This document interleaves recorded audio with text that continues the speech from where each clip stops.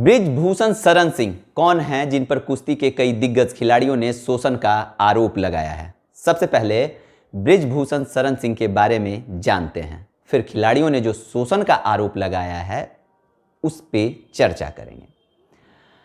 बृजभूषण शरण सिंह की गिनती दबंग नेताओं में होती है। उत्तर प्रदेश के गोंडा के रहने वाले हैं, पर कैसरगंज लोकसभा निर्वाचन क्षेत्र से भारतीय जनता पार्टी के सांसद हैं।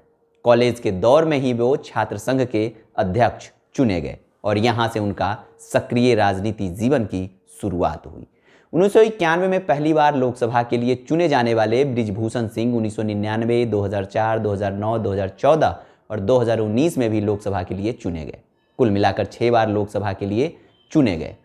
1988 में बीजेपी से जुड़े और फिर पहली बार 1991 में रिकॉर्ड मतों से सांसद बने। हालांकि भारतीय जनता पार्टी के साथ मतभेद के चलते उन्होंने पार्टी छोड़ दी थी और 2009 के लोकसभा चुनाव में सपा के टिकट पर कैसरगंज से चुनाव जीते।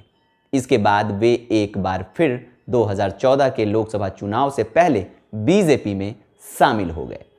समय के साथ साथ बृजभूषण सिंह का प्रभुत्व गोंडा के साथ साथ बलरामपुर, अयोध्या और आसपास के जिलों में बढ़ता गया और वे 1999 के बाद से अब तक एक भी चुनाव नहीं हारे हैं।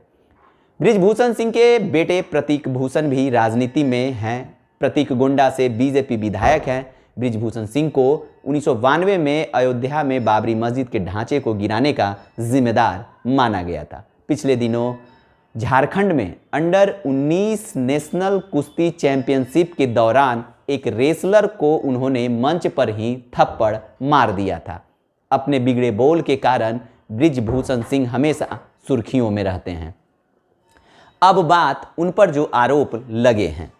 खिलाड़ियों के शोषण का दिल्ली के जंतर मंतर पर भारतीय कुश्ती के कई दिग्गज पहलवान बुधवार से ही विरोध प्रदर्शन कर रहे हैं। इन खिलाड़ियों का आरोप है कि कुश्ती संघ उनका शोषण कर रहा है। इन पहलवानों ने भारतीय कुश्ती संघ के अध्यक्ष बृजभूषण शरण सिंह पर कुश्ती संघ को मनमाने तरीके से चलाने का आरोप लगाया है।